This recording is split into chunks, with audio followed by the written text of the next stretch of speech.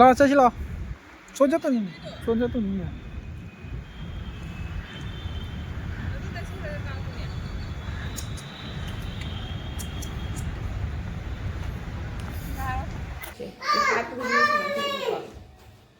ꯁꯤ ꯌꯦꯡꯉꯣꯕꯀꯣ ꯁꯦ ꯍꯥꯠꯄ ꯈꯨꯗꯤꯡꯒꯤ ꯁꯨꯃꯥꯏꯅ ꯊꯣꯛꯏꯅꯦꯕꯁꯦ ꯁꯤꯁꯦ ꯁꯨꯃꯥꯏꯅ ꯊꯣꯛꯏꯅꯤꯕꯀꯣ ꯁꯤꯒꯤ ꯃꯁꯝ ꯃꯌꯥꯝꯁꯦ ꯁꯤ ꯑꯩꯒꯤ ꯃꯈꯨꯠꯇ ꯌꯥꯎꯁꯦ ꯁꯤ ꯇꯥꯁꯟꯕꯤ ꯂꯤꯛꯏꯅꯦꯕꯀꯣ ꯑꯁꯤ ꯃꯈꯨꯠꯇ ꯌꯥꯎꯕ ꯃꯁꯝ ꯃꯌꯥꯝꯁꯦ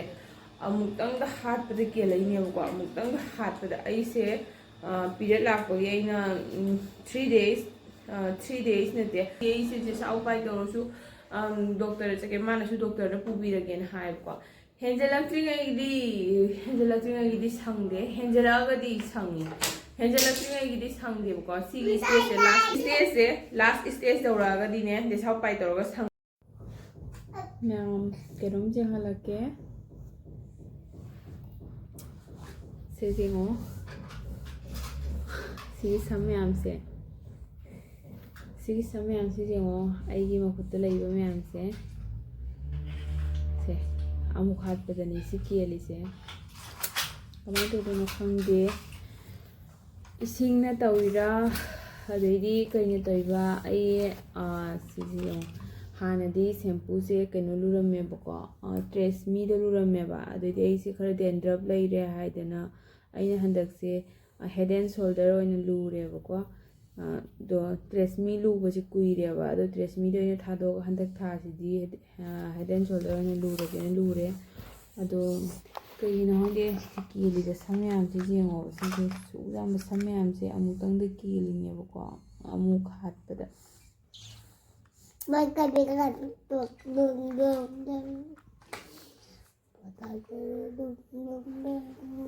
Good morning, Arunda. Good morning.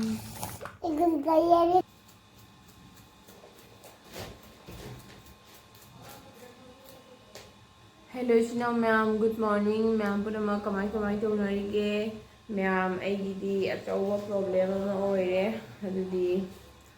ai samje ma'am yo ngarang luraga amuka masi mu lurebako kijadana haibadi ngarang se lure luraga masamse luba loraga hatpada ken mana sum yam kelebako aduidi ken manidane haidi keno tor conditioner de sijena hawdreba aduidu aine head and shoulder na lure ahanbide isi head and shoulder sijena ramde haibado aduga lubudu aine kijadana amkom ai hana sijena shampoo do ina lureba masise ado khabi asise na ngara kenbagi apun manemko sijena se hatu hatu dingi semai to ine bose sise semai to ni ko ma'am ai chin thijena ine te ko ma'am sise semai to ibo ko ai ki re ngarang de ki re thawa sem ngai tre si manung de kenu problem ama leiba male ne khalle ko aduga asida lei si yong ko asise ne han fast ke lapnu mikini bo ko sigi masam mayam de si ai makhut jawse se tasanbili ine bo ko asi makhut jaw bo masam mayam se amuktang da hatpada kelainebako amuktang da hatpada aise period lakpagi aina 3 days nate 3 days se tumba yadadana 5 days ta kokse luiyeba ado 5 days ta kokse lubado do ningam thanya jam amotpasu laipoteba ado yo adugai amuktang do se kelaibako ado kami kela pesen hangai jam thina kenbise oiramdebako kelaga suko khoi sumaina khubam thokpase oideba ado nahandagi sena kele nahandagi masilaga ta hewni buse ai si side ke samgase amo yaudre ai sona kangi hate sona kangi apullaga leiyebko se singa tangare ko gi samje ado ina siga kakthapun se mong chadaba mana duty leitaba ma ka chatpa ta da ma'am yo ai asigi hatpa ngamdana leire se do ai libon use tawdaba kijarebko haidi kai dawdono khangde ado ai hindi doctor da chake tawini si pulli sawrabase asi pulli si kelaktu ma'am se sum jam kelaktu ne ko ado ai ngasi di ai se saw pai tawsu doctor da chake mana su doctor da pubirage na hai ko henjalaktrigidi sangde henjalagadi sangi henjalaktrigidi sangde ko si stage last stage Chato. Stage last stage dauraga dine this how pai dauraga sangbuko. Last stage jo dream kai dis sang diaba. Ado si manungi doctor de chatoni KMB doctor de chalaga monitor refer tawdini mapanda. Ado mapan chapodo adudo mayam jengsi egi samje phabra khongde mayam du siga sanggen ga se mo so mo ro khangde. Akhoi gi keno tor mayum thengna palaga sanggen hikna lan ngam de kai du. Dumane tor tro khangde.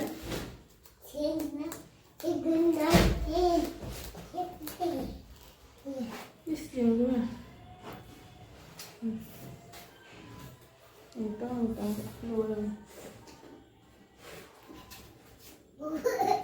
Ma'am, they lose a lagalo higeko, Doctor the Chanaba. Ma'am, the aim the lotion higeko, some see a Pumasenta hat he get away, he said, Doctor the Chatuinabuko, Doctor Ken.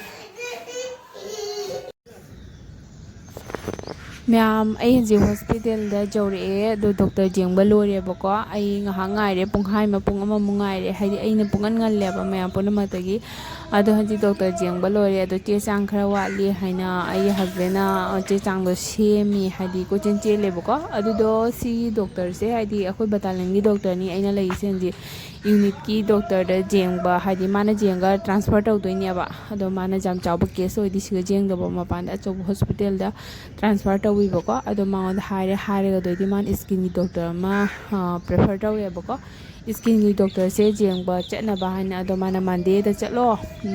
kan to re ngasi je saturday ore ado na monday da chalo monday da chalaga adagi appointment lauraga jenguro haidana ado ingyaboko haidi matamche ngasi se lechin su dum tharaga lay aduga aidi idhokpata ngai olangi haidana sweater su jacket ka kamuli tangai lai gi woolen gi su dang selaga lai abte hale akhoi hanji che chang semba loraga thokli e bako amu tholopa matunda si se gate mapan da si gi wahong je gi lady sing che ga chak chamina le me machin jak chamina na aina nusi bana da par ga photo nam ge haina tawre ado mati ki da na chen ngare bako jade adini ei se jum joraga aina nangore na chat pada ina halwa hawe nga se breakfast da halwa hawbagi ta hawbu kholo bu sing aina loisan ge na kitchen da changa ga ingna na aina su jacket amali sale jacket si ga ei sing ha defense ki rup ka lok thoe bako aduga changa ga aina chak su thong tro bani ai hanji kitchen ge ka sing du khoto no tawi halwa taw bose nangoroi na taw bose kitchen ge jamna chai ba adedi aina loisale khara sujin ji ta ba khop do loisalaga do hanji si chak thong pa hodro bani chak ti aina ngasi ji hawai oina thongjelage haina tawre aina aham da tan hoge na taw me tan do hodre ado tan hodre ai chak oina thongjelani aduga chak thongno bagi damata aina keno tawdoine ba sigi ising asaba se hapaga thongi je sigadi actually delhi dadi keno tawbani ne electric se free hoibani na ayamba karen da hana ising sahale aduga keno tawga cooker da hapi asina khoi chang su na loye bako ado tomato su chawbana mayam ado phajari ba hanji ado khamin simbi se hanji kilo da lupa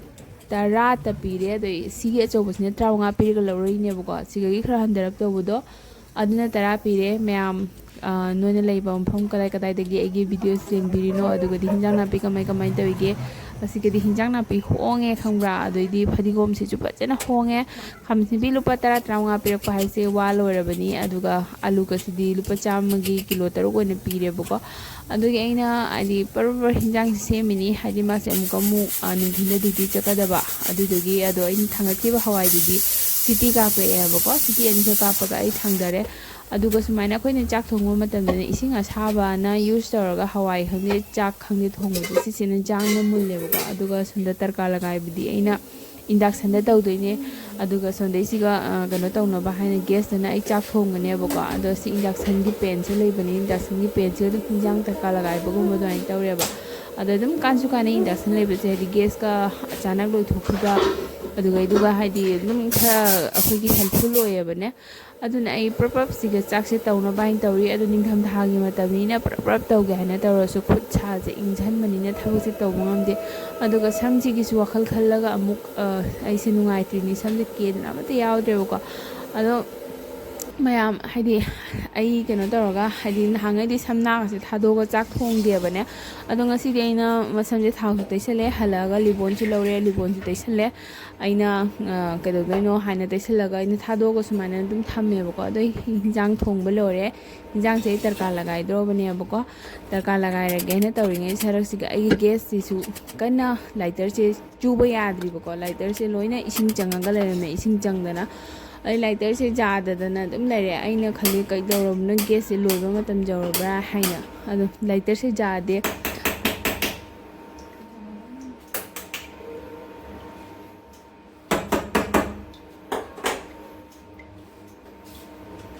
ꯍꯧꯖꯤꯛ ꯑꯩ ꯍꯤꯟꯖꯥꯡꯗꯣ ꯀꯩꯅꯣ ꯇꯧꯔꯒꯦ ꯇꯔꯀꯥ ꯂꯒꯥꯏꯔꯒꯦꯅ ꯇꯧꯔꯦꯕꯀꯣ ꯍꯥꯏꯗꯤ ꯂꯥꯏꯇꯔꯗꯣ ꯑꯩꯅ ꯆꯥꯀꯨꯅ ꯈꯇꯪ ꯁꯦꯝ ꯈꯣꯠꯇꯅ ꯍꯧꯖꯤꯛ ꯉꯥꯛꯇꯪ ꯅꯨꯡꯁꯤ ꯆꯥꯍꯜꯂꯤ ꯀꯪꯍꯜꯂꯤ ꯗ꯭ꯔꯥꯏ ꯇꯧꯍꯜꯂꯦꯕꯀꯣ ꯑꯗꯨ ꯃꯌꯥꯝ ꯍꯥꯏꯗꯤ ꯑꯩꯒꯤ ꯇ꯭ꯔꯤꯠꯃꯦꯟ ꯇꯧꯕꯗꯣ ꯆꯠꯄꯁꯦ ꯍꯥꯏꯗꯤ ꯃꯟꯗꯦ ꯑꯣꯏꯅ ꯆꯠꯂꯅꯦꯕꯀꯣ ꯃꯟꯗꯦ ꯍꯣꯏ ꯃꯟꯗꯦ ꯑꯣꯏꯅ ꯆꯠꯂꯅꯤ ꯑꯗꯨꯒ ꯃꯈꯥ ꯇꯥꯕꯗꯣ ꯍꯥꯏꯗꯤ ꯐꯕ ꯐꯠꯇꯕ꯭ꯔꯥ ꯑꯗꯣ ꯃꯌꯥꯝꯗꯁꯨ ꯑꯩ ꯑꯗꯨꯝ ꯍꯥꯏꯖꯔꯛꯀꯦ ꯍꯥꯏꯗꯤ ꯆꯠꯄꯒꯕꯨꯗꯤ ꯈꯪꯉꯣꯏ ꯔꯤꯖꯜꯗꯣ ꯑꯗꯨꯁꯨ ꯌꯥꯝꯅ ꯐꯕꯗꯤ ꯑꯣꯏꯖꯅꯤꯡꯉꯦ ꯍꯥꯏꯗꯤ ꯀꯤꯕ ꯑꯃ ꯌꯥꯎꯁꯤꯜꯂꯛꯑꯦꯀꯣ ꯍꯥꯏꯗꯤ ꯀꯔꯤ ꯄ꯭ꯔꯣꯕ꯭ꯂꯦꯝ ꯑꯣꯏꯔꯕ ꯖꯥꯠꯅꯣ ꯍꯥꯏꯗꯅ ꯍꯤꯟꯖꯥꯡ ꯂꯣꯏꯅ ꯀꯥꯅ ꯂꯩꯔꯝꯃꯦ ꯃꯌꯥꯝ ꯑꯩꯅ ꯂꯥꯏꯇꯔ ꯁꯦꯝꯃꯤꯉꯩꯗ ꯃꯌꯥꯝ ꯆꯥꯛ ꯂꯣꯏꯔꯦ ꯍꯧꯖꯤꯛꯇ ꯊꯣꯡꯉꯛꯄ ꯑꯩꯅ ꯊꯣꯡꯕ ꯆꯥꯛꯇꯣ ꯆꯥꯛ ꯂꯣꯏꯔꯦ ꯑꯗꯣ ꯉꯁꯤꯗꯤ ꯆꯥꯛꯁꯨ ꯈꯔ ꯊꯦꯡꯈ꯭ꯔꯦꯀꯣ ꯑꯗ ꯆꯠꯂꯨꯔꯒ ꯍꯜꯂꯛꯑꯒ ꯊꯣꯡꯕꯗꯣ ꯁꯤꯒ ꯂꯩꯔꯦ ꯍꯋꯥꯏ ꯊꯣꯡꯕ ꯃꯊꯦꯜ ꯇꯧꯗ꯭ꯔꯦꯗ ꯁꯤ ꯍꯋꯥꯏꯁꯦ ꯀꯩꯅꯣ ꯑꯣꯔꯣꯅꯦꯕꯀꯣ ꯍꯋꯥꯏ ꯊꯣꯡꯉꯦ ꯍꯥꯎꯒꯗ ꯃꯥꯟꯕ꯭ꯔꯥ ꯌꯦꯡꯉꯣ ꯀꯩꯅꯣ ꯇꯧꯋꯦ ꯘꯤꯅ ꯇꯔꯀꯥ ꯂꯒꯥꯏꯔꯦ ꯑꯗꯨꯒ ꯁꯤꯒ ꯈꯥꯃꯦꯟ ꯑꯉꯧꯕ ꯂꯩꯔꯦ ꯁꯤꯒ ꯑꯥꯂꯨ ꯃꯦꯠꯂꯦ ꯇꯃꯥꯇꯔ ꯈꯛꯁꯦ ꯑꯩꯅ ꯊꯝꯍꯧꯕꯅꯦꯕ ꯖꯥꯃꯦ ꯁꯤ ꯑꯥꯂꯨꯁꯦ ꯉꯥꯔꯤ ꯌꯥꯎꯗꯕꯗ ꯃꯦꯠꯂꯦ ꯆꯥꯏꯒꯦ ꯃꯌꯥꯝꯗꯣ ꯑꯣꯏꯗꯤ